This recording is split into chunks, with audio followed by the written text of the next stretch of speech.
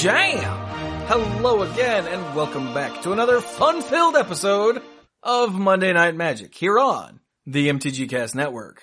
I am Chewie, and we took a week off because nothing happened. Yay! And of course, the day after we take a week off because nothing happened, they announce things. And then the next day... Everything happened. No, not yet. And then the next day, they announced more things. And then... Well, then today... hiccups. And then today, even more things happened. So, yeah. All the things. You guys remember when they said that they were delaying an announcement date to June? I'm terrified of what's in the thing now. June or July or whenever it is. What's left? Well, I think maybe they didn't quite realize some of the ramifications of pushing it back. So they're like, oh no, we have to announce that now. Crap. New Deckmaster game. So I am Chewie. Hi, Chewie. Hey, buddy. I don't know why you're in such a good mood. Jeez. Yeah, I don't know either, man. It's crazy. And I am joined by a newly pew-pew-eyed Squee. I see things. I see them with my eyes. Did you roll the 20 and get the Omega Beams, or are you just not telling us that you rolled a 20 and got... I mean, if you had Omega Beams, would you tell people or would you show people? That's true. I have not bumped into you. Fair point. Yeah. And also joining us is everyone's favorite bow tie wearing, science marching, curmudgeon, I suppose is a good word. Cluze. Hey, Chewie, do you know what today is? It is, the 24th of April. Okay. Do you know if today is a great day or the greatest day? I don't know, dude. It's Monday.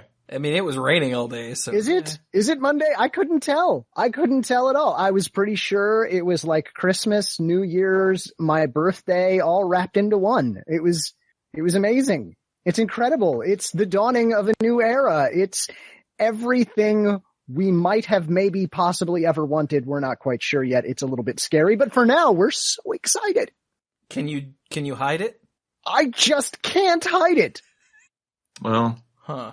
Chewie, I gotta warn you though. Bonus points because I'm pretty sure Control just lost. Because I'm about to lose control. Uh-huh. I think I like it. Oh my. I really don't think you're the only one that just lost control.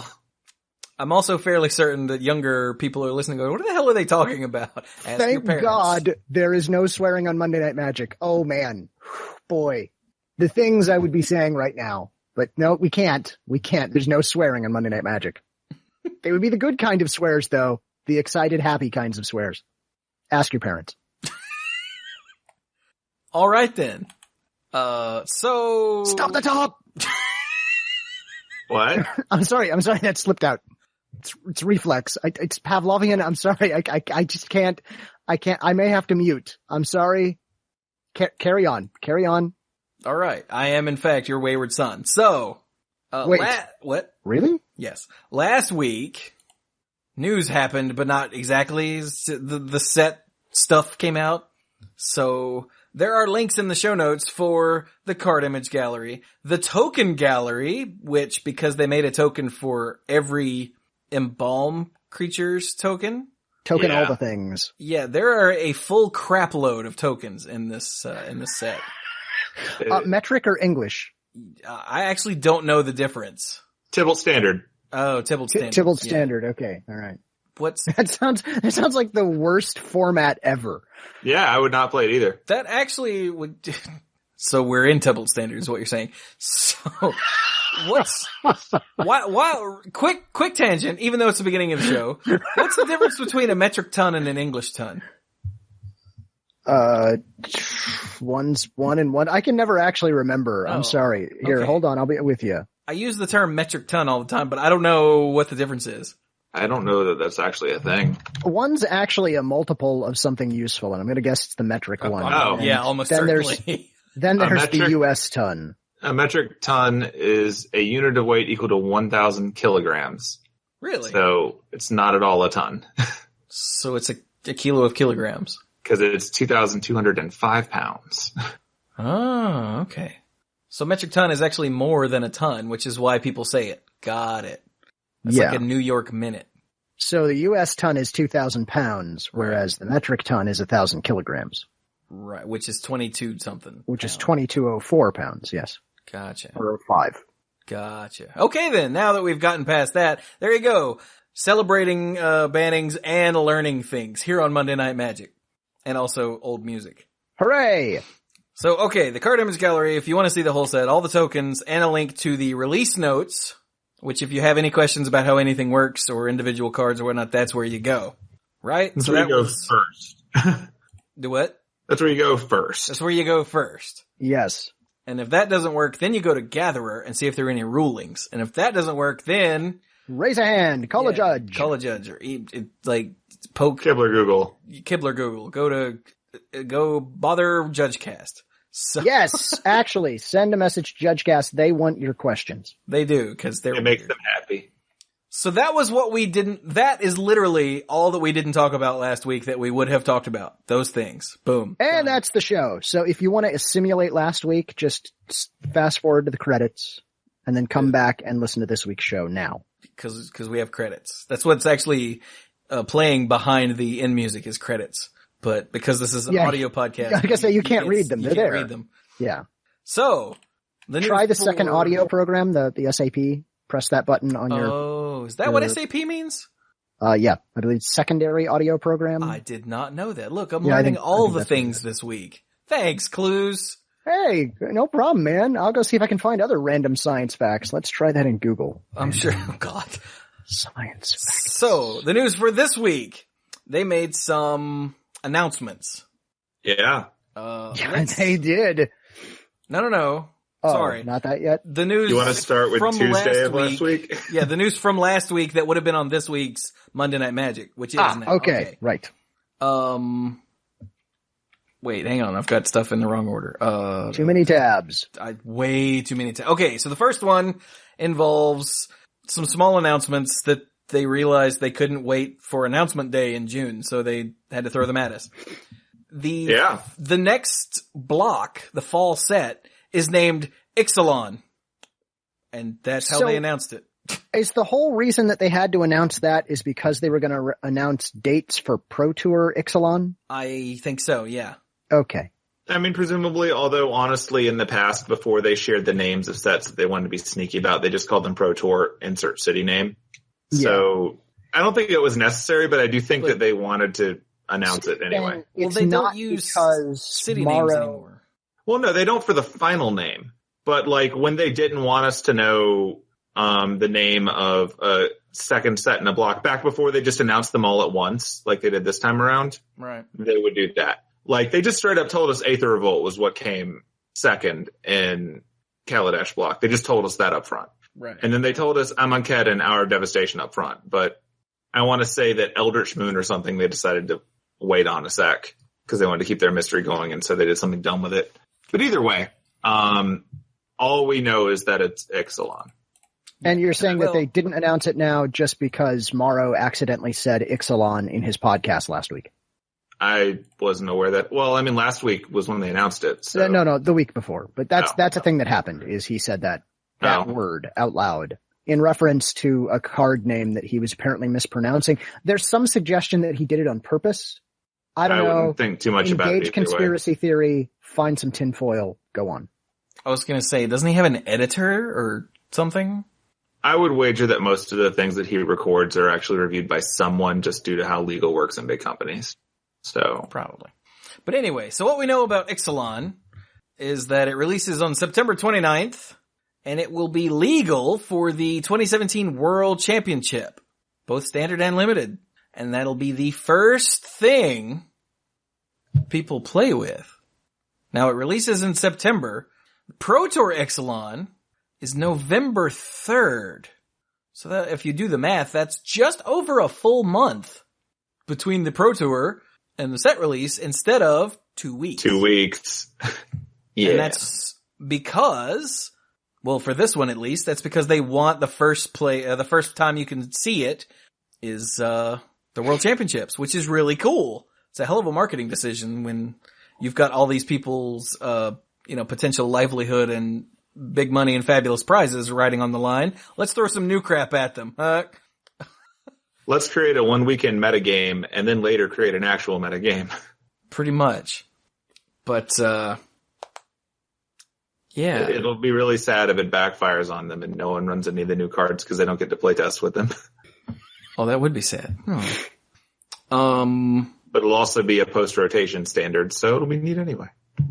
Oh, that's true. Because Ixalan is where the next rotation starts, or happens, thank goodness, finally. Yeah. So there you go. Hoorah. You remember back a couple months ago, they announced that Nationals would be back and replacing the WMCQs? Wait. Yeah. Let's say that I do. Did I WMCQ? Yeah, I got those numbers right. Yeah. They're letters.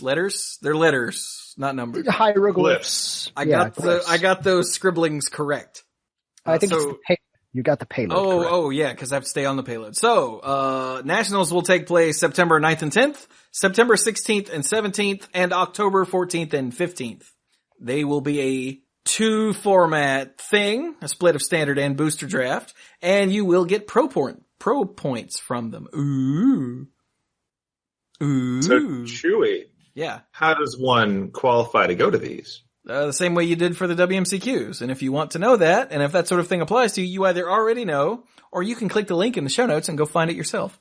It's essentially the same as the WMCQs though, so. Yeah. Yeah. Next up, the regional Pro Tour qualifiers. You know, the RPTQs? If you win the PPTQ, you get to go to the RPTQ. Do I ever? Well, now they're gonna have entry fees. You mean I can pay money and then win a tournament and then qualify to pay money to then try to win a tournament so I can then pay money to go to a tournament? Yeah. Sweet. Pretty sick, huh? So wait, when is the TPTQ? The toilet paper I got. Well, there was a Toilet paper PPTQ. technique is a terrible attack style, Cluze. You've got a PPTQ and then an RPTQ, and if I'm reading right how the lettering should go, we should skip the SPTQ and go straight to the TPTQ. You worked really hard for that. I did, yeah. It probably wasn't worth it. I mean, I didn't think so, but. Yeah, well, it's What was that? sorry, that was my cell phone going off. It's my mom. I'm Hi, going to Mom. go answer it. Okay. Try to mute first. That'll be important. Okay, so yeah, RPTQs will have entry fees. We'll talk about that in a minute when Cluze gets back. There will be an increase from 32 events to 37, which is my favorite number. It'll award invitations based on attendance. That's Pro Tour invitations. And yeah, there you go. Yeah, not surprisingly, more people show up, more invitations go out. So you don't have an incentive to find an incredibly small one. Thank goodness. Yeah. And then finally, they're going back to traditional, normal, everyday, single elimination Pro Tour top 8s. Instead of the weird Multi-tiered thing. Yeah, if you make it in the top 2 seeds, then you essentially get two buys, essentially, sort of? And yeah, the way that they structured it before, they treated it the way that some sports tournaments work. So if you came in with a higher overall record before you did top 8, they would give you essentially, they're going to make the people with the lower scores fight each other, and then they make the next batch of lower scores fight each other. And so if you came in really high, then you got 2 buys worth of your way through and made life a lot easier. And they did that because they didn't want people intentionally drawing in, because if you both intentional draw, then you theoretically go into the finals with a lower ranking and then have to play more. So that was the theory. But, okay, wait, let's actually scroll down to that. Nope. Keep scrolling. Oh my god, here it is. Okay, so based on player feedback, blah, blah, blah, blah, blah. Just based on player feedback, okay. It was done to mitigate intentional draws in the last rounds of a tournament. However, the reality is that players valued a top 8 appearance so much that IDs were happening anyway to ensure that possibility. So since that's reasonable. Yeah, right? So since it didn't work as intended, because making it to the top 8 in 8th seed is better than not making it to the top 8. So, fancy that. Yeah. Rather than, well, we'll play it out and the winner will end up in 4th seed. Nope. We'll just ID and we'll both make it. It's like 7th and 8th or something. So that sort of thing. It's a thing. So yeah, Since it wasn't working as intended, they're gonna scrap that, and instead, they're gonna try to put the incentive on the prize payout, where they're actually making the prize. Instead of first place gets this and second place gets this and then the third and fourth get this and then fifth and sixth get this, there's actually a gap between each one. Right. So like third place is getting more money than fourth place. So the net result is that if you were the highest one in what would have previously been the 5 to 8 slot, you will get more money even if you lose. Yeah. And they're doing the same thing with pro points. If you finish third, you will get 2 more pro points than the person who finishes fourth. Right. Now, mind you, if you make the top 8, you have a shot at the much bigger prizes further on anyway. So it'll be interesting to see if this actually affects anything. Yeah. Because if you play it out and you don't make top 8, well, then you're going to still hit like the lower cash payout, which just so you'll know, the difference between first place and ninth place is tenfold. Yep. So if you end up ninth because you played it out and lost, well, the other guy now has a shot at $50,000 and you're going home with 5. Yeah. So we'll see what actually happens in practice. I mean, gamer's going to game, but there may not be a solution. Yeah, considering that any person in the top 8 has a chance to finish in any spot, I don't know what that really does. I guess, yeah, I don't know what that really does. I mean, it simplifies things. True, it will be easier to watch, and they won't have to explain it over and over and over on coverage. Yeah, and it also means that whoever makes it to the end play the same amount of matches as the other person who makes it to the end, which is just a little more fair. Yes. Because that actually was kind of annoying. Yeah, but, I mean, the reason they did it was the incentive to make people play it out and finish high, which it was a hell of an advantage, but still, like we said, even making 8th is way better than not making the top 8, so. Yep. Yeah. Well, we'll see if anything changes. I would not hold my breath. Yeah, probably not. But you'll get to see this going into effect at Pro Tour Amonkhet, which is going to be May 12 to 14, so a few weeks from now. And it's going to be in Nashville, Tennessee for the people who are, I guess, willing to make the trip. I don't think we'll be there, will we, Chewie? What? Like, we're not going. It doesn't matter that it's a neighboring state. We're not going, right? Oh, I have no idea. I can't plan that far ahead. When is it? 2 weeks. Oh, yeah, sir. Almost certainly not. Yeah. I mean, I've just had people asking because it's nearby, and it's like, that's cool. I'm not driving over mountains for that. Neat. I mean, driving over mountains doesn't bother me. I'm still broke. So, our Cluze did not come back as quickly as assumed. So, but I did. I snuck back. You didn't notice. Oh, okay, I mean, so I'm not here.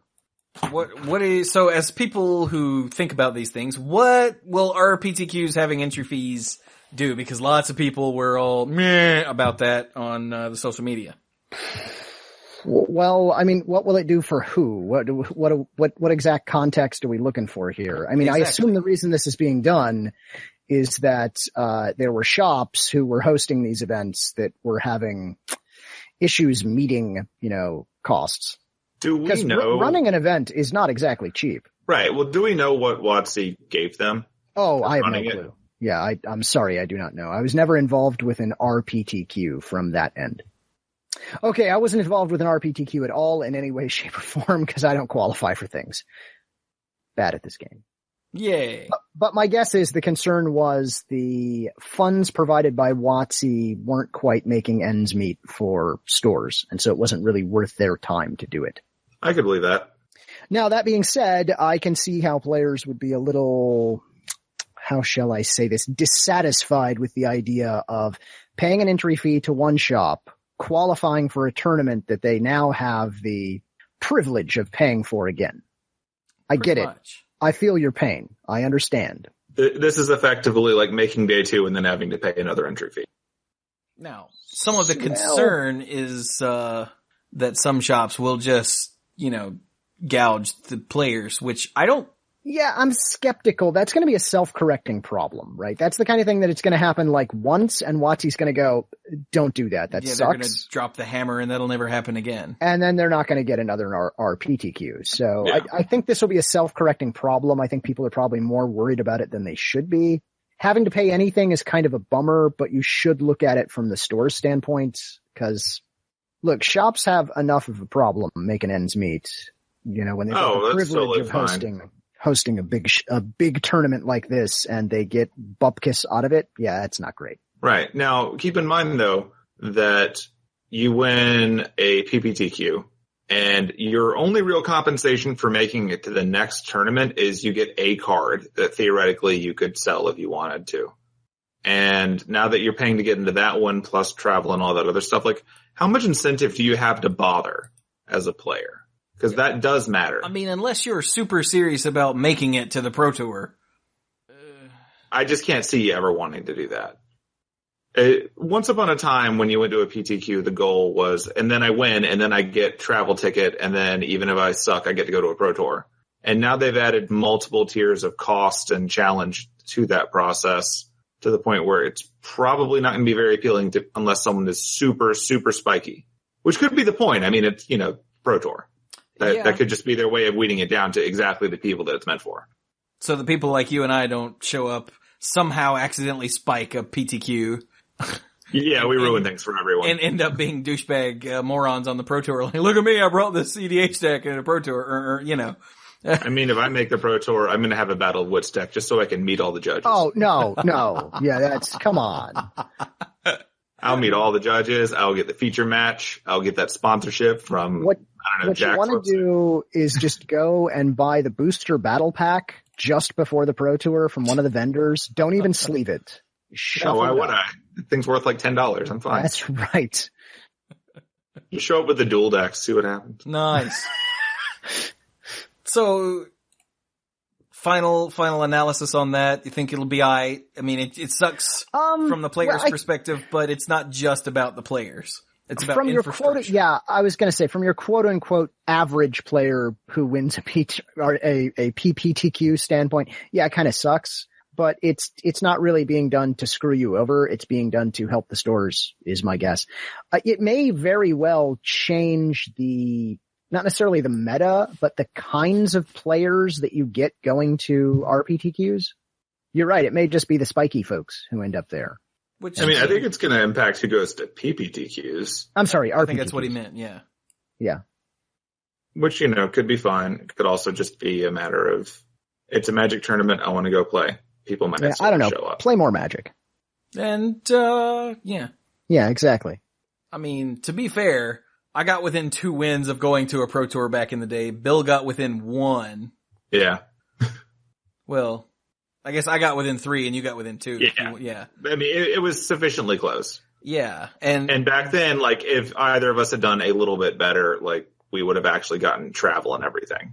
Yeah. That was before the system. And that's not a thing. Like, neither of us, let's be honest, has a place at a Pro Tour. That's ridiculous.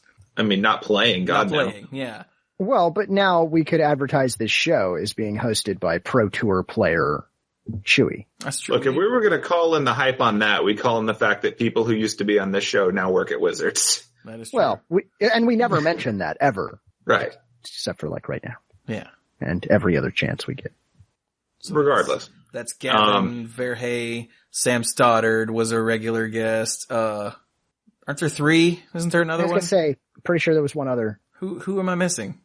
If you're the one we're missing, first of all, send us a message. Second of all, preview card would be awesome. Yeah, and third, sorry about that. Yeah. And yeah, third, it's totally Squee's fault. Yeah, go with that. That's fine. Hashtag blame Squee. He couldn't quite read it because his eyes were lasers now. Hashtag stop the gob. Okay, anyway, let's go to something else. We've pulled around plenty of other enough. stuff. All right. Okay, what is this? This is Amonkhet. Don't need that. What is this? Oh yeah, the Amonkhet Planeswalker deck lists are out in case you want to see that. Links in the show notes. Sweet. There's the tokens. Here's the release note. Wow, this crap I talked about and didn't close.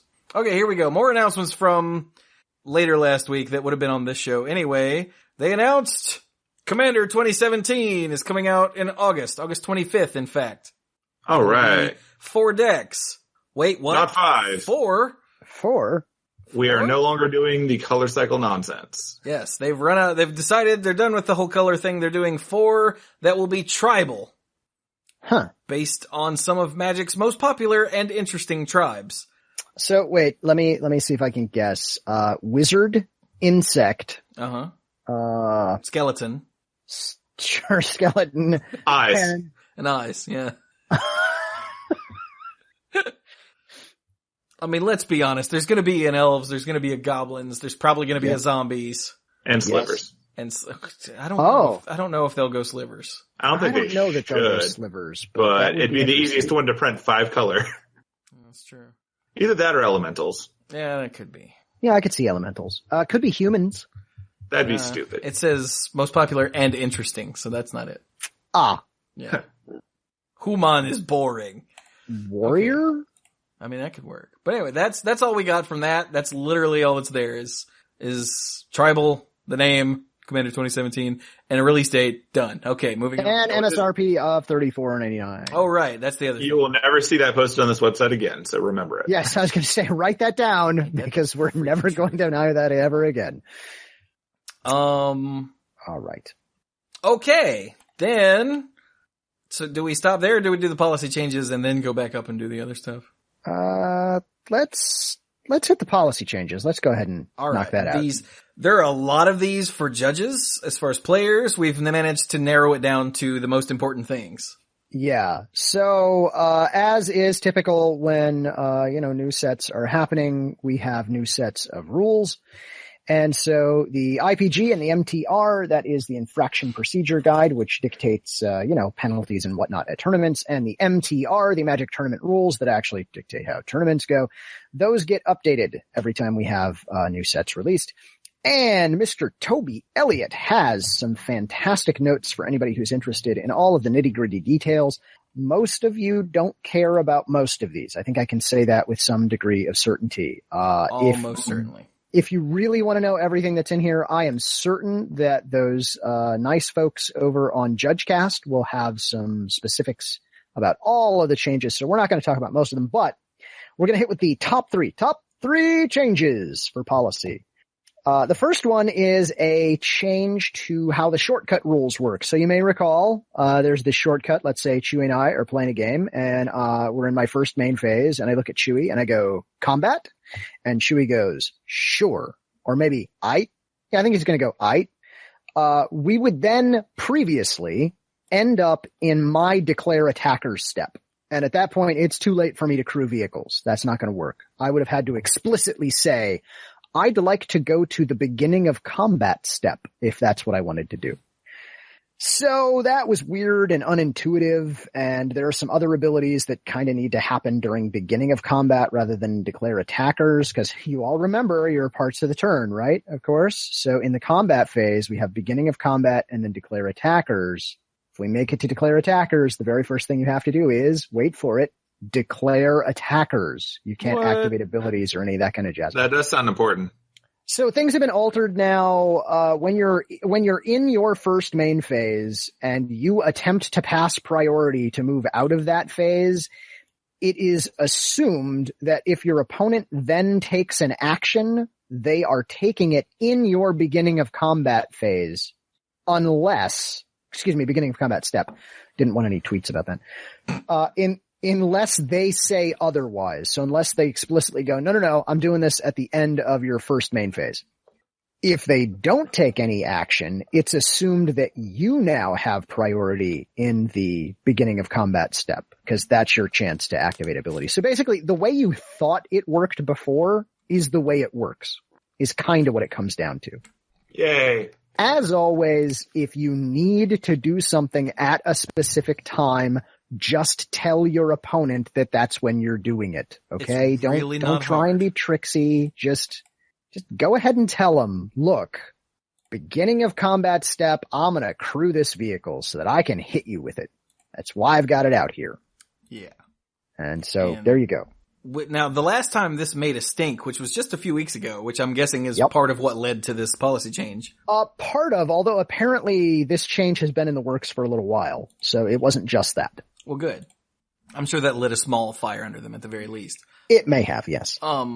So what we said was, this is the way it's been for like a decade. Is that way that Cluze just got done explaining the way it was? Yes.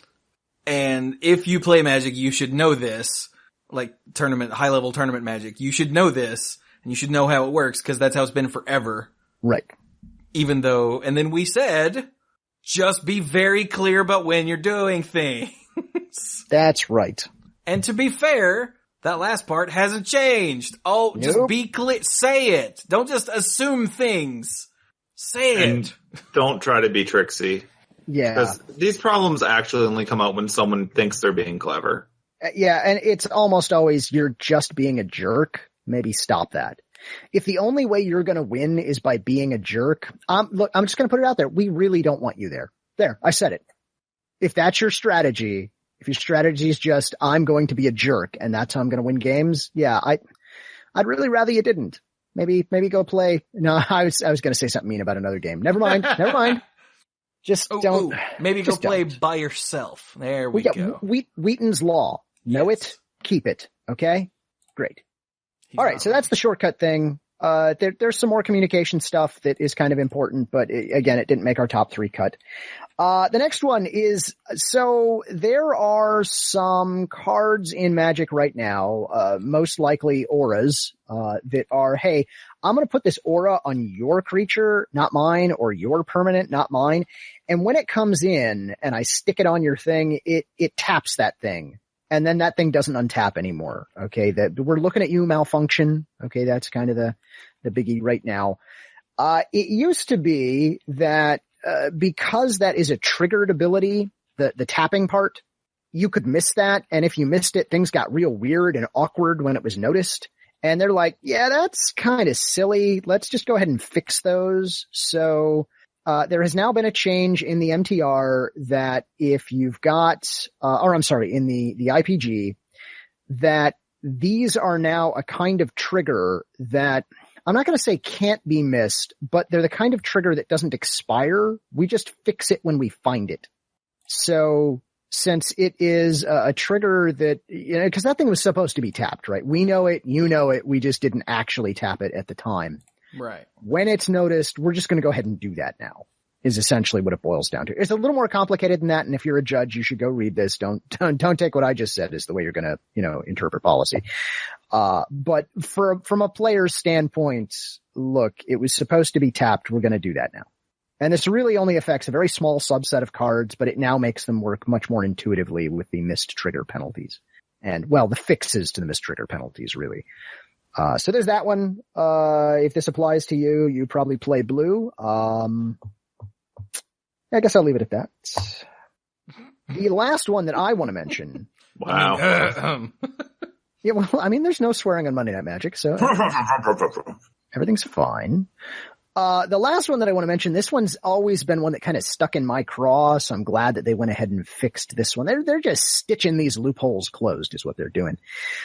It used to be, so let's say I've got an effect that says name a card, and I were to then name a card or give a partial name that is also the name of a card, right? Or there was some ambiguity to the card that I just named. Let's just say Borborygmos.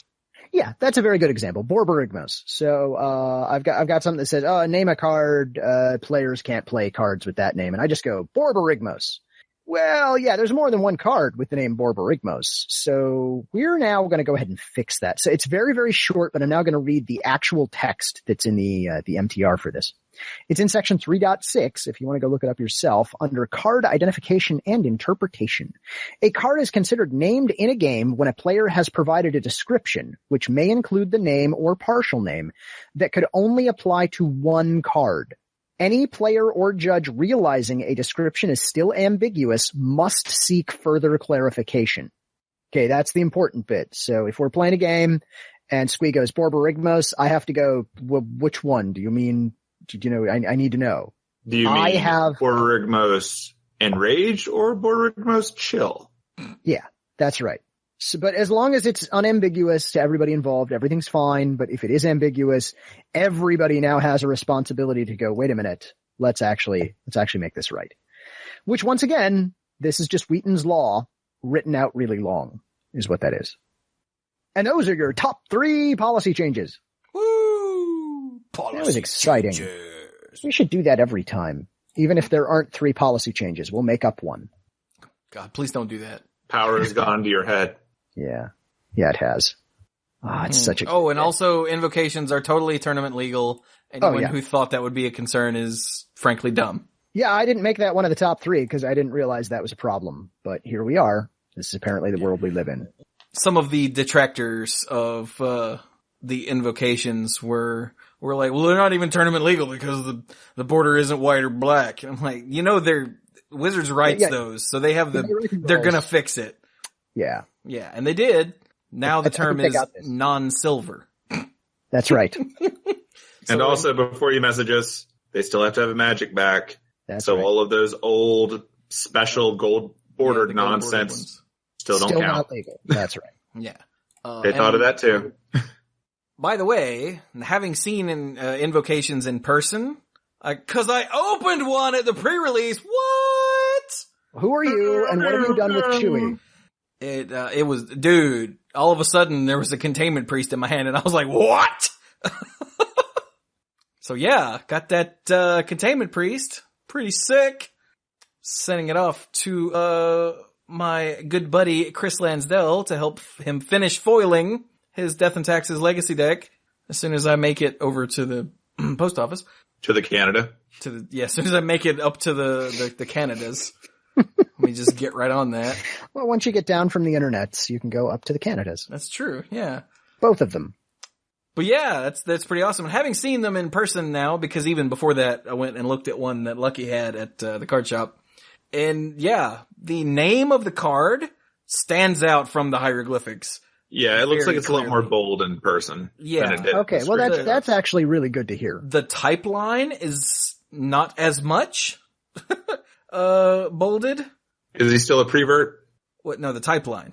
Yeah, I know, but I mean, because you can see the bolding in the name, does it still look like prevert? I mean, it never did. I read Fervent the first time I saw it, and I'd never seen the original. You had to point out that it looked like pervert, and I was like, oh. So good times.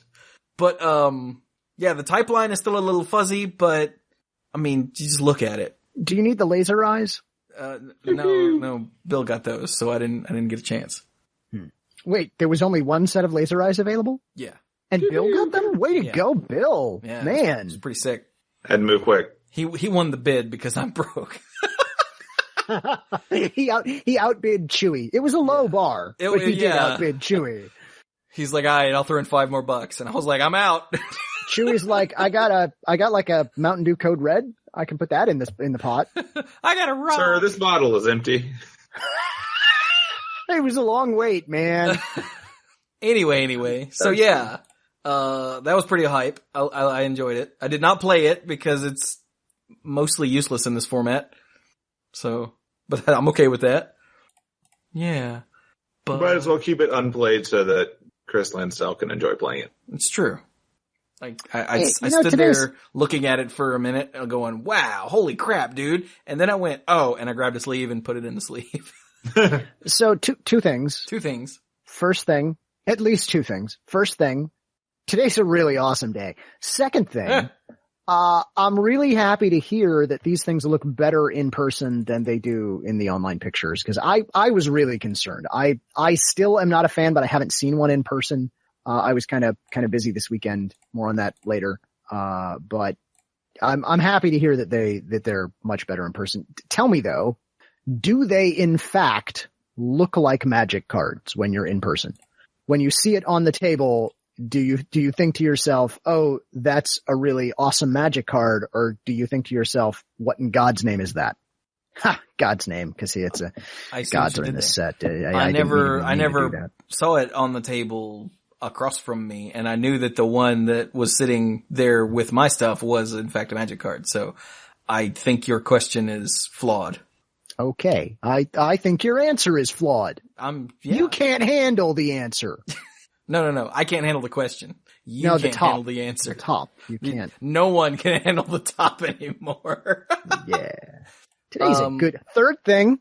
Today's a good day. Yeah, it is. So, that looks like there was a Commander banned and restricted list update. Oh man, that's important. Yeah. Yeah, Leovold, Emissary of Trest, the guy who's been making splash in Legacy. Yeah, remind me, which guy is that? Isn't he the one that says, opponents can't draw more than one card or something? Yeah, that sounds like that guy. I think I like that guy. Leov. Yeah, each opponent can't draw more than one card each turn. Whenever your permanent you control becomes target of a spell or ability, you may draw a card. That an opponent controls. You may draw a card. Yeah. Important. So yeah, he is banned in Commander. Not as a commander, just banned in Commander. Just straight up, forget it. Just get out of here. But they've also unbanned Protean Hulk. Huh. Now, Protean Hulk, if you'll recall, is the thing for 7 that when it dies, you search your library for any number of creature cards with total converted mana cost 6 or less and put them onto the battlefield. So you can go get a 2-drop, a 2-drop, and a 2-drop. Or go get Sun Titan. Or go get Sun Titan. Or go get like all of your 0-drops, I guess. That's how that works. It totally is, isn't it? Is there a Cheerios commander deck? I hope not. Yeah. Let's go with yes. Just to be silly. But So, you cannot use Protean Hulk to go get Leovold because no. Because he's banned. That's right. Yeah. Yeah. So yeah, they've banned Leovold, they've unbanned Protean Hulk, and goody gumdrops. Have they banned those? They were never legal. Yeah. Not in Commander. Oh, okay. Maybe French What about- Commander, I but guess nobody take cares. French commander. Yeah. Yeah, there was a dual Commander update too, but it's not technically a real supported format, so go find it if you're interested. Is there a frontier commander? I- so asking for a friend. Let's get to the real. They're not really your friend. Let's move on. Let's get to the real thing here. Yeah? Yeah, the Is it actual, that today's a good day? Yeah, why Cluze? Oh, Why oh today's why? such Is a it because good day. nothing was banned in Standard? It's because nothing I was don't banned in know. I Standard. didn't read that part. I'm not gonna lie to you. There was this banned. Okay, so as is their wont, WotC now has banned and restricted announcements, more often than they used to. And there was a banned and restricted announcement today, April the 24th, 2017, a day that will be celebrated for possibly eternity. I'm not sure. Can't prove it. There was a banning that occurred today. Now, today was a good day. Oh boy. I was trying not to be, emotional about this, but this morning I was getting ready for class and I thought, I'm just about ready. Maybe I'll take a quick look at Twitter. And there were all these tweets and I saw them and I'm like, no, that can't be happening. There's no way this is true, but no one's linking to this announcement. And I can't find it on the WotC site because I can't find anything on the WotC site. And then finally someone sent me a link and there it was in Legacy. I'm going to utter some words here and these may be the 5 most beautiful words in the English language when combined this way. Sensei's Divining Top is banned. Woo! Look at that. Do. Oh, So man. in Cluze's world, this is second only to, sure, Cluze, I'll marry you.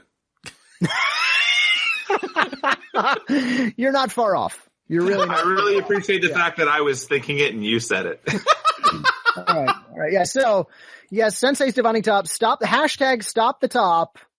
You can stop that now because the top has been stopped. It's 5-year journey. In response, Miracles players everywhere spun the top because that's what they do. See, Well, that's what they used to do. Yeah, so there we go. Basically, in their rationale for this, WotC says, hey, that Miracles deck, it's been like real good for a long time now. And we like insta-banned top in Modern because it sucks in tournaments and we hate that. We left it in Legacy because I guess we hoped that another card would fix that and it never really did. So we're gonna ban it. So there you go. It's banned. Enjoy. Now, let me take off my party hat for just a minute. Okay. Just going to set the party hat aside.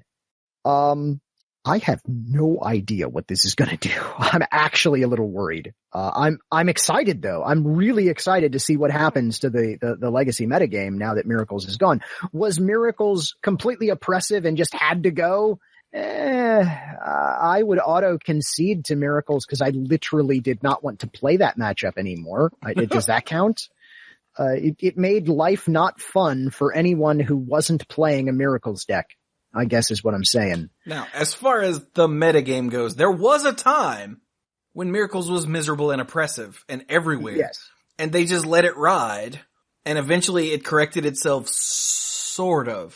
Sort of is the issue. But Miracles has never been a top deck. And even, I think it was last week. No, we didn't record last week. 2 weeks ago, The previous episode, damn it, when we were looking at the Legacy metagame and we're like, look at all this diversity except for all these damn Miracles decks. Yeah, I mean, the way I phrased it was that Miracles has been a disproportionate part of the field for some time now. Right. And so I don't know what's going to fill that hole. Now, that being said, I'm not kidding when I say I have no idea what this is going to do, because Miracles was keeping crazy combo decks in check. Well, let's acknowledge a few things here. So they got rid of the top. The top was just printed in Eternal Masters. It was. So that's awkward that they just printed and banned it. Like, and by just, I mean a year ago, but I mean, this is an Eternal format. So yeah, that's kind of a thing. One of the reasons that top is so heavily played is Counterbalance, which was just printed in this set as an invocation. Counterbalance is still legal. How likely is that going to continue to see play, Cluze, without top to manipulate it?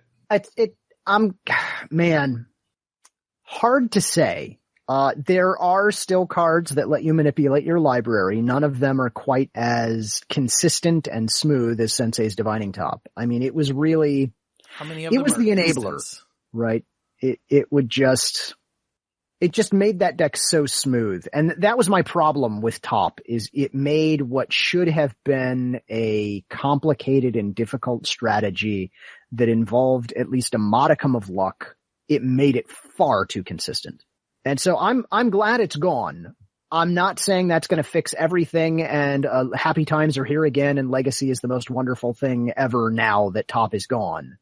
But I am super excited to see what it actually does to the Legacy metagame. And now, all I have to do is just look at all of the Legacy tournaments that pop up and look at their results and, the next Legacy event that I've seen across the calendars is the Legacy Classic at SCG Louisville in a few weeks a month and a few weeks on May 20 to 21. So it'll be interesting to see what happens then. Wait, if there's a Legacy Classic, doesn't that mean there's a Legacy Open? No, because the Open is team constructed, and then the Classics are the 3 constructed formats. Oh, excuse me, hiccups. Yes, that one. Well I forgot done. about that week. Perfect timing. Yeah. So yes, although I am super, super happy about this announcement, my expectations for, everything being sunshine and roses from here on out are tempered a bit. I'm celebrating. I'm having a great time. I think today is a great day. I will be 100% honest. If today turns out not to be a great day, I will come on this very show and say, yeah, I was wrong. We should maybe get that top back. But I'm real skeptical that that's going to happen. I think the sad fact is that there is so little Legacy that's getting widespread attention that it's going to be a long time before we know. Yeah, that is a sad fact. But hey, if there is a large Legacy tournament going on somewhere in the country that we're unaware of, that's, let me qualify this, that's going to post results so we can see the decks that are in it, let us know. Send me a tweet, say, hey, Cluze, we've got like a 200 player Legacy event that happens every third Tuesday.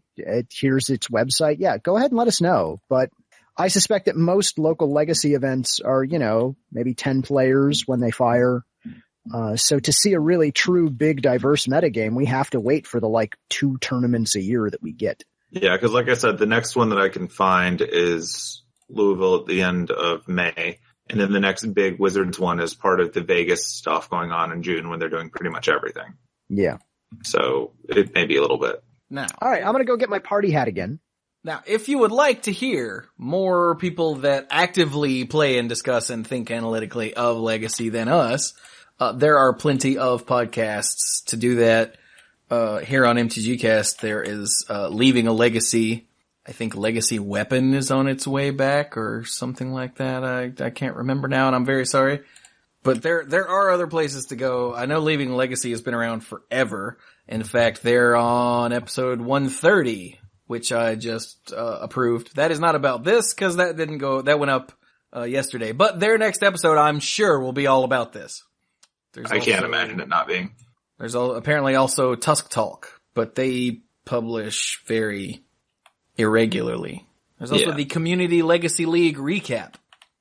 So I think Super Secret Tech might also be about Legacy. Yeah, maybe. Yeah, okay, so the main one on MTGcast is Leaving a Legacy. Go look them up. Give them a listen. Feel free to tell them we sent you. And, yeah. Now, that said, because Cluze, you got this monkey paw on, you wished away Sensei Divining Top. You got some secondary effects by affecting 2 blue cards in Vintage.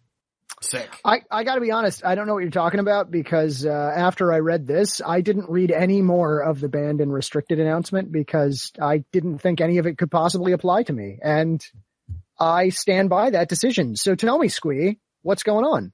Okay, so you guys remember how, Gitaxian Probe is banned in Modern? Yeah. It's now also banned in Vintage. Still legal in Legacy. You remember how Phyrexian Mana was a terrible idea and maybe shouldn't have happened? I never forgot. Okay. But yeah, so Gitaxian Probe restricted in Vintage because they don't really ban things. They just restrict them, right? Right. Yeah, the only things that are banned are cards that aren't like anti-cards or whatever, anti-cards and anti-cards, physical dexterity cards like the Chaos Orb? Chaos Orb, that's the one. Yeah. That which would become confetti. Yeah. And so the other card, the other blue card that was restricted is Gush.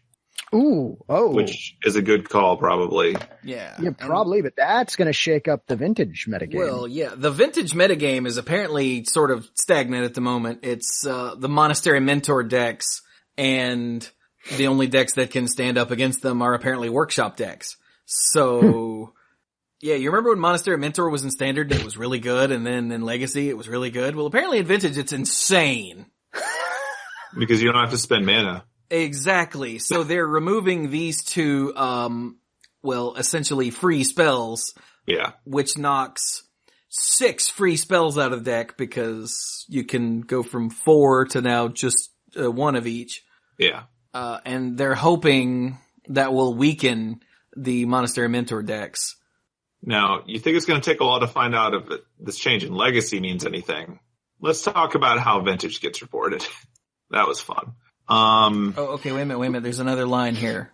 Also, it says, hopefully the move away from free spells in the Mentor decks will lessen the impact of the Workshop deck's various Sphere of Resistance effects.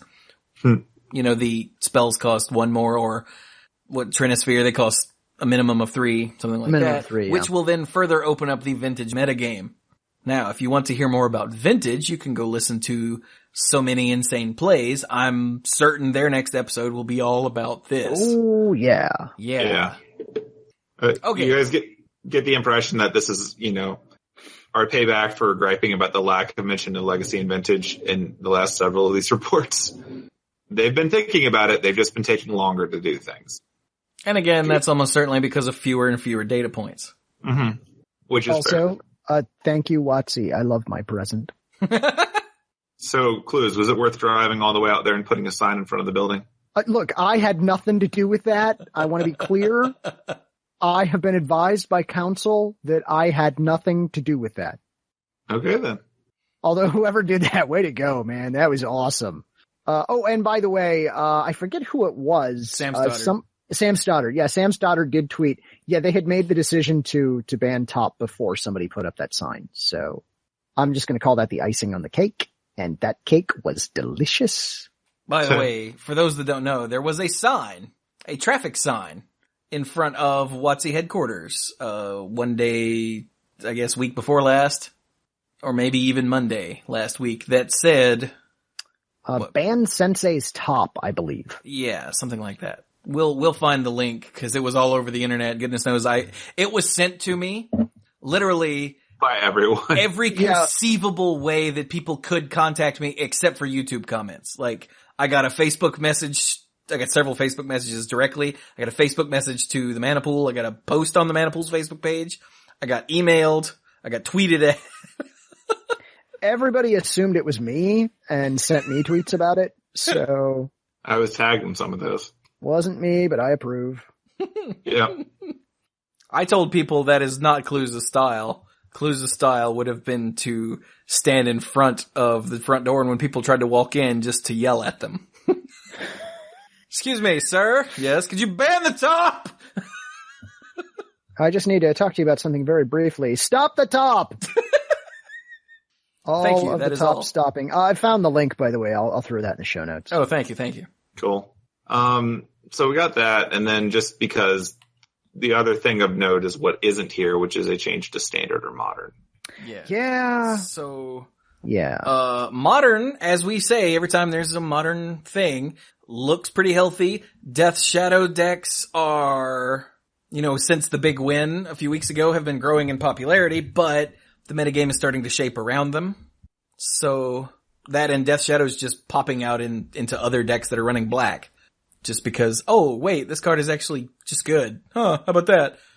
So that's a thing, but it's because the metagame is shifting around it. They're gonna let it ride. It's still healthy. It's still very diverse. They do say they're keeping an eye on color balance, which, sure, whatever, have fun. Sure they didn't mean counterbalance and just mistyped that? Yeah, I don't think so, no. All right. And then in standard, they're watching closely, and they do say we've not seen the movement in the format we'd hoped for with the Grand Prix in the latter half of the season. Really? Wait, who called that? Did we call that? I think that might have been us. We were also hopeful, but when it didn't happen, we made sure to point out that it didn't happen. So they're gonna gather more data, of course, but they say that Amonkhet has a number of exciting and powerful cards, both proactive and reactive.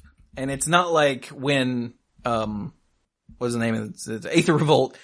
I can't remember Aether Revolt for some reason. It's not like when Aether Revolt came out and they banned stuff right then. Even though there was a new set. Apparently, they've looked at the cards in Amonkhet and said, okay, there are enough tools here to make a difference. Let's hope that they do. So, they're pushing this one off to just after the Pro Tour, date. It's gonna be right after Vegas. Yeah. Which is fine. Cause there is no standard at Vegas. They're doing, it's Legacy. Wait, it's not Legacy, is it? It's Modern. Vegas is everything. Vegas is everything but standard. So yeah, it's Legacy. So wait, why didn't you mention Legacy in the upcoming things? Why didn't you mention Vegas? I did. He did. Oh, good. I wasn't listening then. Cool. So right, yeah, excellent. there's Legacy, Modern, and limited. So there's no standard there. With whatever, that's fine. It's in the weeks leading up to it. There will be plenty of data for them to gather. By the way, speaking of data and them gathering, Aaron Forsyth did tweet the following earlier today. The catalyst for banned and restricted changes to any format is player feedback. Then we go to data, design theory, and testing. So thank you for all your feedback. So those of you who were routinely using the hashtag #StopTheTop, I'm going to say victory. Now, hashtag #StopTheCats, I guess? No, I like the cats. Okay. Yeah, I think it's more Stop the Cars. Oh, stop the cars. Yeah. Yeah, I think Stop the heart. Ooh, Stop the hashtag heart. I'm walking here. Hey, I'm walking in. Speaking as someone who uses a lot of hashtags, that's going to break if you keep the apostrophe in. So it'll be Yeah, it totally will. hashtag stop them walking here. Yeah. Stop walking here. No, but seriously, they've got some tools. We'll see what the tools do. I am not, some people have asked me now, what am I going to protest? Look, I wasn't protesting just to protest. I really hated Sensei's Divining Top. It's true, he did. Still do. So, I'm not sure that I have any sort of thing to rally behind as far as, Magic banned and restricted goes. Oh, Cluze, you will be happy to know. Yeah. I did end up using one of the punch cards at, the pre-release. Yes. And it was... Did you leave it behind? It wasn't until the last round, so I was like, oh, and I fought with the damn oh, here we go, and okay, cool. And I threw it down on my dude that said embalmed. No. Yeah, I did use the embalmed, and I used the exerted, one, because each one was double-sided. That's not a thing they told us. No, and that actually was something that I was really happy to see because... Yeah, it was really cool.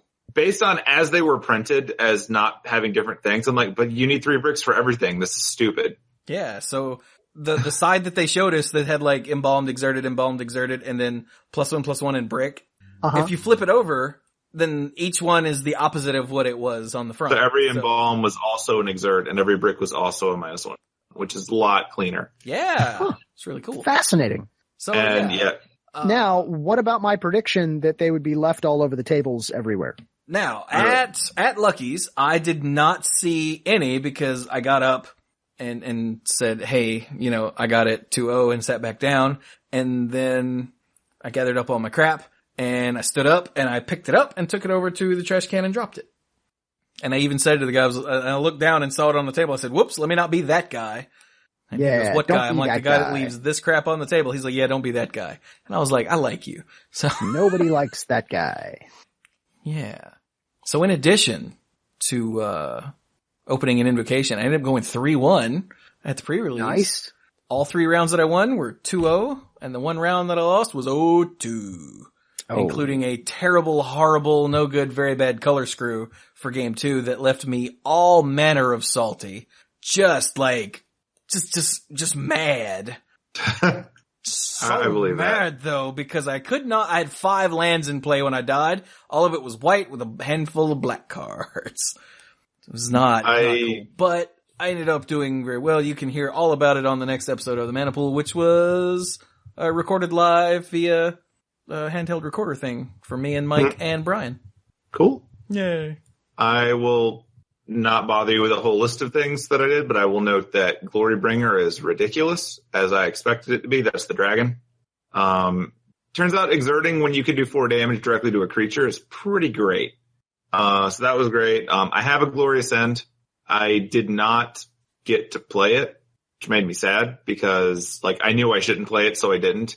But sure enough, there was one game that went to turns. And I really wish I had Glorious End in that game because it would have been hilarious. Yeah. I do think that Glorious End actually might have some viability just for the ability to end the turn after they declare attackers, as they're probably tapped out for Alpha Strike, but then you realize you've just made a suicidal fog. Ooh. Because that's pretty much what it does. Lose. Fog. I'm going to win or lose next turn. Huh. Yeah, it's interesting. Overall, I had a lot of fun playing with the cards. I don't really know how much I'm going to get to play the format because I keep saying I will when I have fun at a pre-release and then I don't. I will note that I played against one of the listeners, actually, which is kind of cool. And they're like, you sound like you. And I'm like, yeah, I do. And that was pretty cool. You take that back. I don't sound like me at all. Also, I saw a lot of Liliana specifically. Liliana was the go-to mythic for everyone else to open. So she was everywhere, and she's pretty good. She does this thing where she makes 2/2 zombies every turn. Pretty sick. I hear that's pretty good. I didn't see any Lilianas at ours. So a lot of Lilianas. The listener I played against had 2 of the gods, the black one and the green one, which is pretty interesting because the black one is large enough to enable the green one. And so it's like, you're actually fighting the green one. The black one needs to kill things to do stuff. But yeah, it's fun seeing the gods actually play together as opposed to those Theros gods that hate each other. So that's kind of cool. I saw that some people were opening Gideons, but I didn't play against any of them. So I guess I'm happy for that. And yeah, in general, I had fun with it. I'm not really sure how I feel about the format yet because sealed is weird. Oh, what was your promo card, Chewie? The draw X cards and discard one. Sounds pretty good. My blue sucked though, so I didn't. Yeah, my blue also sucked. And my promo card was the Sphinx that counters the first thing you try to do to it each turn. Ah. Which seems like it would be useful. One thing I will note that this may become a standard relevant card. There's the 2 mana green, mana dude who comes in with 3 -1/-1 counters. Oh my god. That is sick. That is so much sicker than I thought it was going to be. And I already thought it was going to be pretty good. Yeah, they've got, and when they're done using it, they've got a 3/4 just free all of a sudden. Or, as one of my opponents did, you play that 4/4 for 2 that throws 3 -1/-1 counters on something to refill it. Ooh. So now suddenly he's got a 4/4 and a mana dork again, and I'm like, I can't beat that. Yeah, so the Channeler Initiate is the card. That's the one, yeah. It comes in essentially as an 0/1 that can tap for mana, but with all of the different counter manipulation, I actually used other effects that removed counters with it because my deck just had sufficient mana all the time. that I just ran it as a 2-mana 3/4. And if they tried to do anything to hurt it, I got mana for it. Also, because there's no mana burn, you can totally leave it up on your opponent's turn, declare it as a blocker, tap to make it bigger, and then spend the mana on a combat trick. It's going to probably see constructed play if the ramp deck is a thing. Because only the problem is you draw these things late and they suck. But in this case, you draw it late and you use any manipulation at all, and it's a 3/4 in the battlefield. I think that's going to be legit. So just my immediate reaction after playing with the card even one day. And I don't think any of these scenarios are that far-fetched. So. Yeah, I didn't even play with it. I played against it, and yeah. It's really awesome when your mana dork becomes a Tarmogoyf. He's like, I don't need the mana this turn. I'll just attack you for 2 with it. And I was like, damn. Like, yeah, and it happens a lot. I would always leave the last one on there so I could bluff colors if I needed to, but it's still very aggressive creature for that reason. So just be aware of that. Pretty awesome. Should we segue over to Magic Online now? Yeah. Seems like the time for it. I have some questions for you, Squee, when you talk about the Magic Onlines, but we'll get to it. We'll have a bit of it. So, part of the reason we missed a thing. We did. We missed the one piece of fluff. Oh, well then you should go into that. Yeah, this one, I mean, it's from April 7th, but we are just getting around to it. So this was, Mark Rosewater's Blogatog Tumblr page. Someone asked, we have another well, they didn't ask, this is a statement. We have another standard environment with a top level Liliana and Gideon. I get you want to push the Gatewatch, but the same ones is a little tiring. Which makes sense. Yeah. Because we get the same, small handful of planeswalkers over and over and over and over and over and over, which has been the complaint of, some people out there, including, some of the people on this show even, since the whole Gatewatch thing happened and then kept going and then kept going. So, Rosewater says, I'll just read this. It says, when we started with the Gatewatch storyline, we began with the assumption that the Gatewatch, the core 5 at least, should always be represented on Planeswalker cards in Standard. And this is the important bit. And remember, Standard was 18 months at the time. This was before they rolled it back. As we started to roll this plan out, we got feedback from many of you that this was problematic. Yes, you wanted Gatewatch Planeswalkers, but we didn't need to do them so often. You wanted the opportunity to see other favorites return or have new Planeswalkers in some of these slots. So, starting with Hours of Devastation, because the lead in on design time and whatnot is so long, Hour of Devastation is the first set that they could revamp, so they have. They're going to pull back significantly on how often Gatewatch Planeswalkers appear. They'll appear when it's important, but at a much slower rate. We will use those slots instead to do more returning and new Planeswalkers. So, all you Tybalt fans out there, do we get to find out what happened to Sorin? I mean, maybe. Do you want to know where he's at story-wise? Yeah, well, I know where he was at when we last saw him story-wise. I want to know, how that turned out for him. Wasn't he part of a wall? He was, in fact. Yeah, he cannot attack. He's holding up his own, He has Defender now. It's fine. I love this new base relief. Sorin you've got here. It's an art joke. Yeah. I like that. Yeah. He's pretty much like Vigo right now. Isn't he impressive? He's Vigo, huh? He's Vigo. He's Sorin. Sorin Markov. Yeah, although also note that last year, even though this had already sort of been in motion, they did adjust the way that they were handling the Eldritch Moon set so that they could include Tamiyo because they knew that people wanted Tamiyo. And I think they're trying their best to incorporate more of the Planeswalkers when possible. So I'm very in favor of this. I like seeing the core ones around and that's cool, but aside from just the fun of seeing all the other Planeswalkers that can exist, like the Requisite, and here's the Werewolf Planeswalker in the Werewolf set kind of stuff, it's also mechanically relevant since there are disincentives to run multiple Planeswalkers with the same type at one time. So it'll be nice to see some variety there.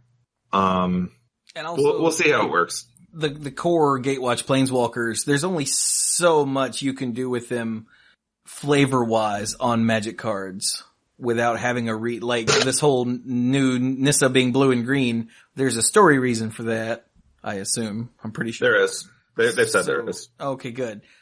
And that's a way to get more use out of a given planeswalker, but without having things happening to each one, then Liliana is always going to be zombies, and Gideon's always going to be punching things, and Jace is always going to be brain stuff. And I mean, is it fair to say that Gideon has had the least innovation out of all of the planeswalkers for the number of times he's been printed? Well, they kind of got him right, so yeah, all of his... I'm not criticizing it. I'm just saying that in general, you know what a Gideon is going to do. Well, I mean, they all, become creatures and punch things, but their other abilities are all pretty innovative, actually.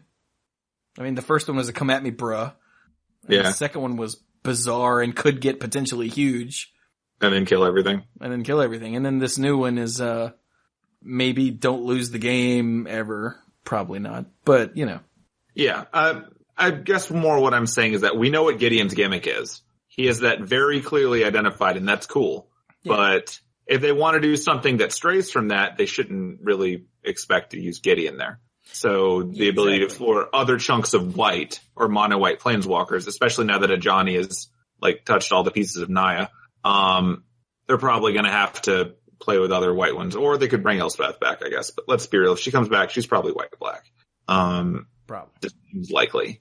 So, oh my god, an hour of devastation. They're gonna unwrap a mummy, and it'll be wearing a golden mask, and it'll be Elspeth, and everyone will go, that doesn't make any damn sense. And Wizards will go, we'd be happy. Wizards will go, yay! It's like, teach you guys to figure out Emrakul early. That's right. So okay, that's it was Vincer all along. And sometimes Tanio's there. No reason. We thought it'd be fun. She's there. Moon Bunny. Because Moon Bunny, yeah. Yeah. So yeah, that's just a little bit of not actually news, but it made us happy and other people happy. So we figured we would pass it along. Yay. Yay. So now Magic Online, sir. All right. So my initial disclaimer, fast forward. They release most of the Magic Online news on Tuesdays and Wednesdays. We record on Monday, so most of the news that you're going to get linked here is almost a week old. But we're going to talk about something that I would have announced last week if we did an episode. If you enjoyed playing the pre-release of Amonkhet, and you don't want to wait until Friday to play Amonkhet, go to Magic Online. It's waiting for you. What? They've actually put Amonkhet on Magic Online before the physical set release. Neat. I was going to say, so how do we feel about this? That's my question for you boys. Well, I don't play Magic Online, so I don't care. Great. Well, so the interesting thing is, historically, they've gotten closer and closer to, paper release with Magic Online.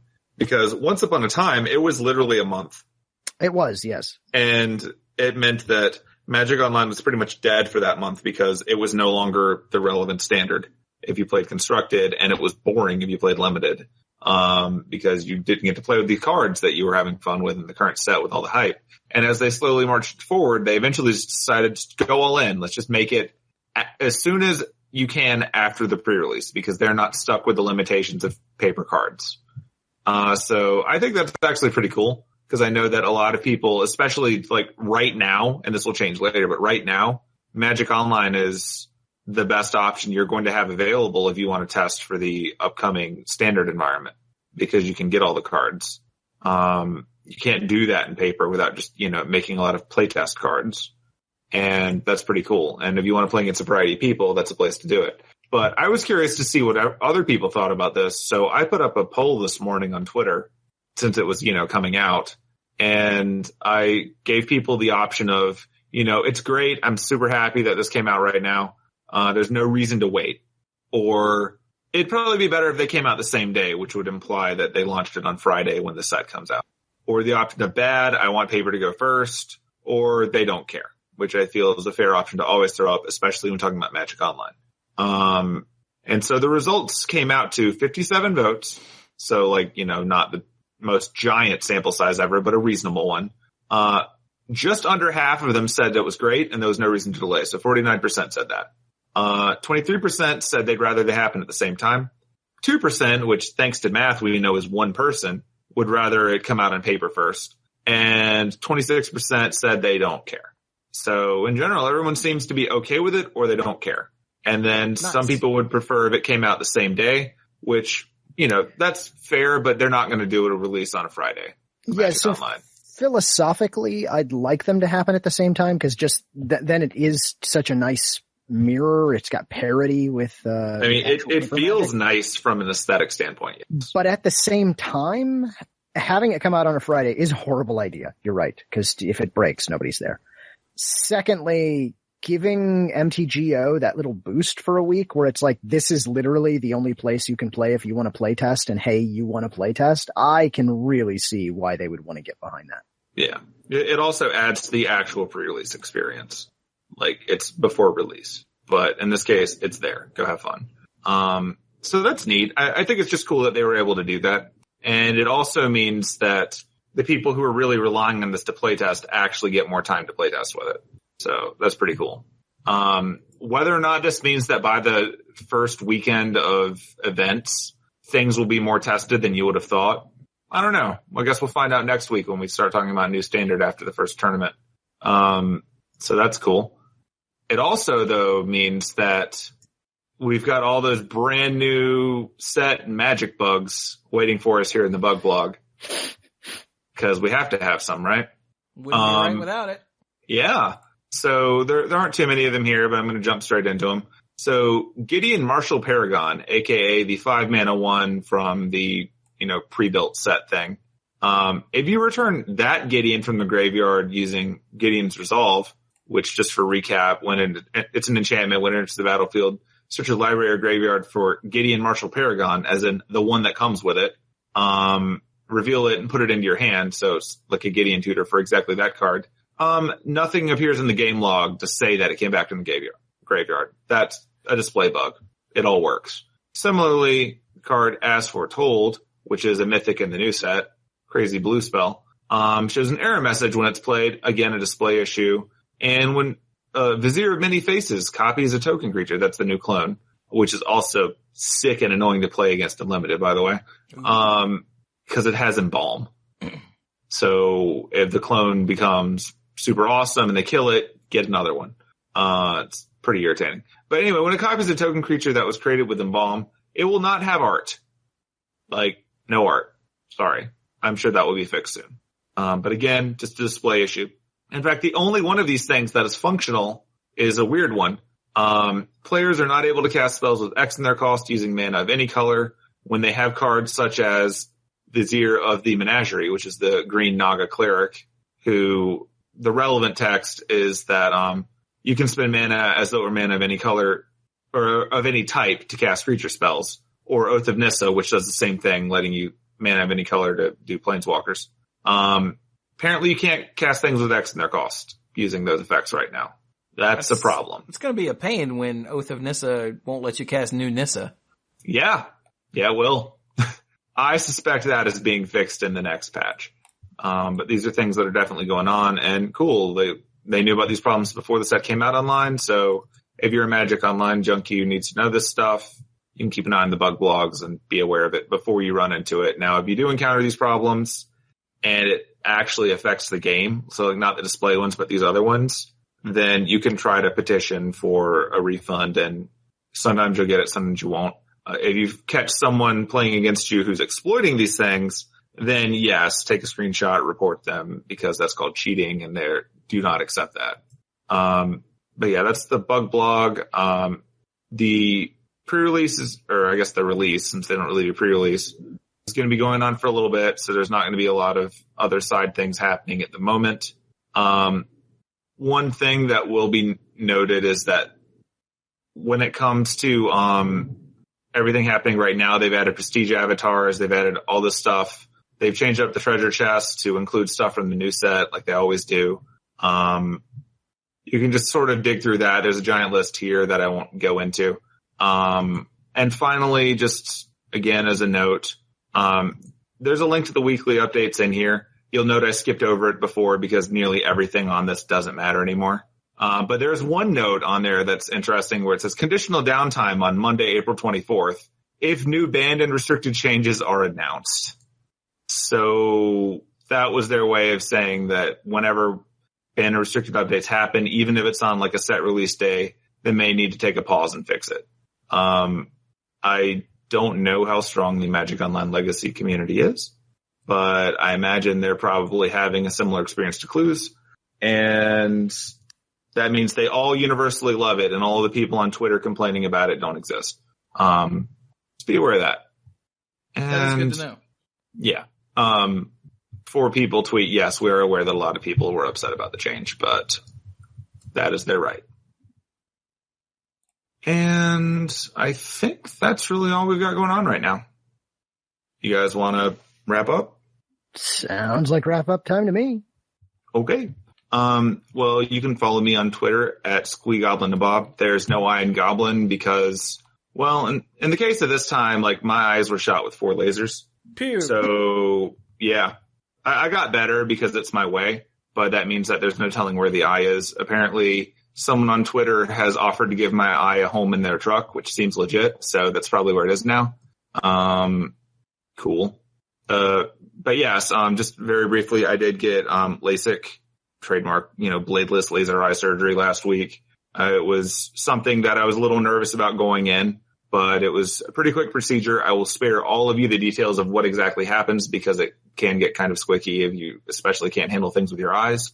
But following it, I have had a few days where I couldn't really look at computer screens for long periods of time, so I am super behind on all of my Overwatch addiction. But past that, I can see without glasses, and it's awesome. So, neat.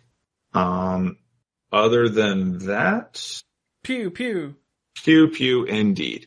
In a month and a little over a month now, I guess, I'll be at Animazement in Raleigh, North Carolina. It's going to be the 20th year of that convention. I used to staff it. I've attended nearly every year of it. So if you are local and you are into anime, you should definitely check it out. You've probably been before, but if not, it'll be fun. I'll be there. Crazy adventures. Other than that, I'll hand it off to Cluze. All right. Hey, if you want to hear more from me, you can find me on the Random Discard podcast, which will be starting back up again here soon. We've been taking a break because Rich, my co-host there, just had twins, and so he's kind of a little busy right now. But we're trying to get back on track. So soon, that's all I can say with any degree of certainty. If you want to reach me, your best way is probably the Twitters. I'm at Lacluyze, spelled just like it is in the show notes.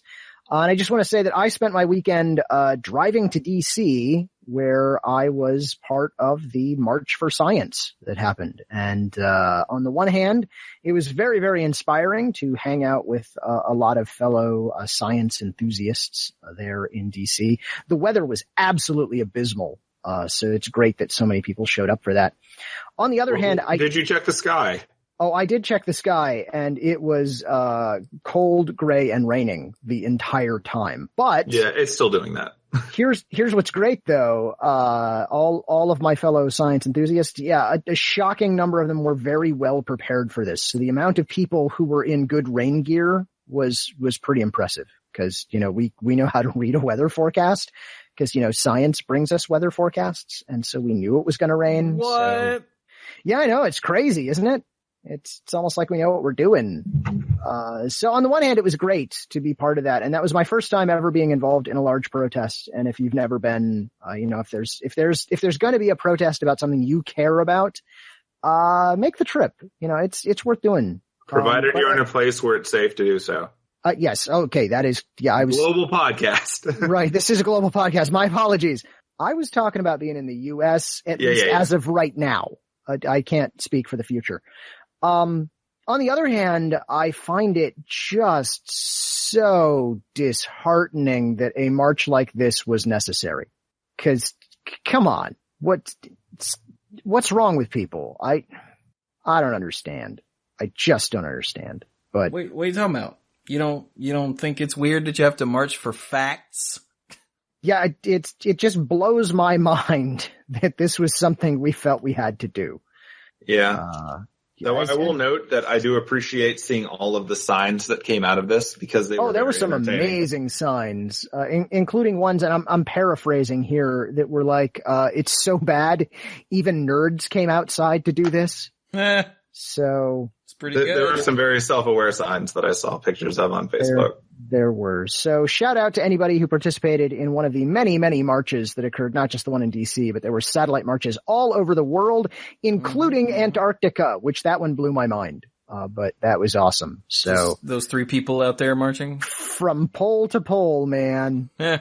It was a global movement. Yeah, I do know that, my buddy, Rob, Jungle Rat Rob from the Retro League podcast was at the march in, Utah's capital. Nice.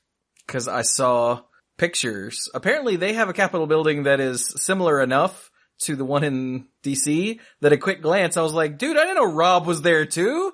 Oh, wait, hang on. I see. Wait. So yeah, all you, I was at a pre-release because I can't afford to go places. So sorry about that. Oh, also that is why I missed the pre-releases because I was busy protesting. Well, yeah, you were doing more important things than you were sciencing. Dude, did you do a science? You did a science. I did a science.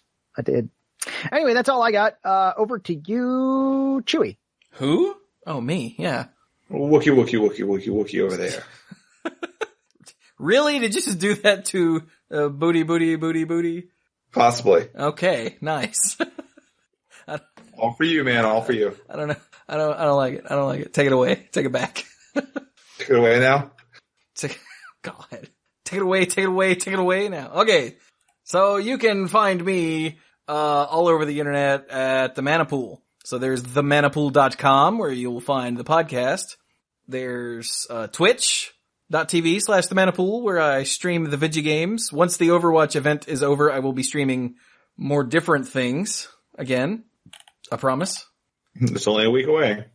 Oh, that's right. It's next Monday, isn't it? Next week's episode of Monday Night Magic may or may not be delayed. Just saying.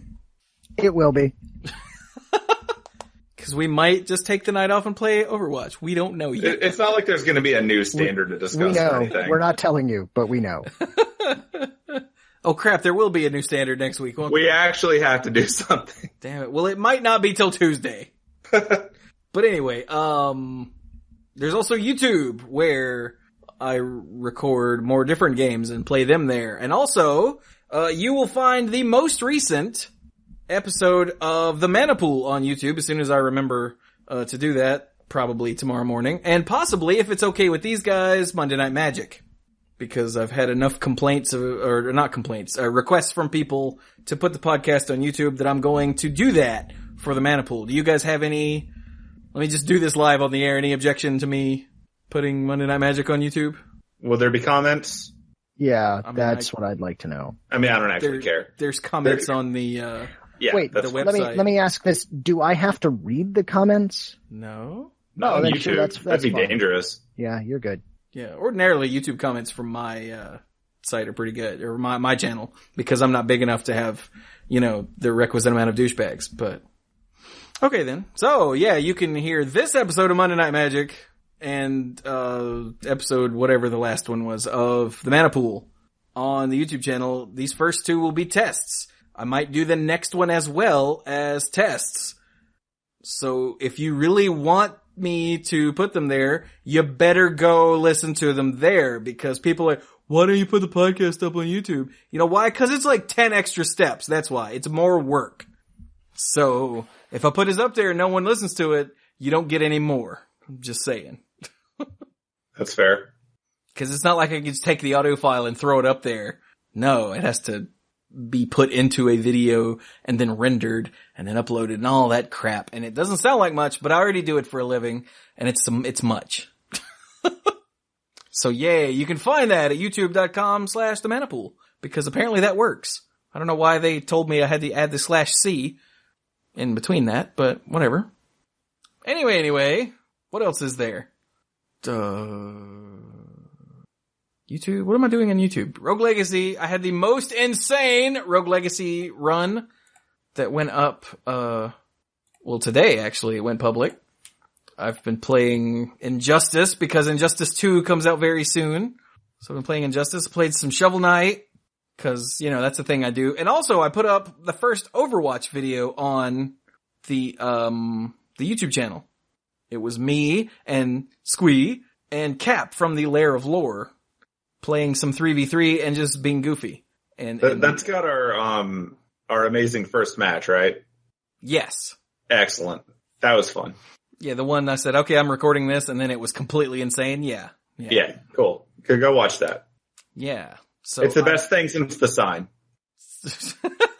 But I've got a bunch of this stuff recorded just while I was streaming. I reached over and hit record.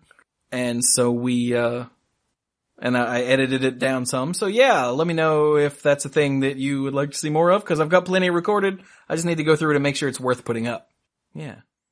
So there you go. That's what's going on over on YouTube. And that means, what's the last episode of the Manipool was, most of the Amonkhet full set. Well, we were looking at all the rest of the cards we hadn't talked about yet. Something went wrong during recording and I lost the last hour-ish of the episode. I was supremely not happy about that. Very not happy about that, but there's nothing I could do about it. Unfortunately, it was just gone, which is why I'm recording this episode with a more different recording software. I'm using OBS. Let's hope that doesn't bite me in the ass. If you can hear this, it did. It's true, yeah.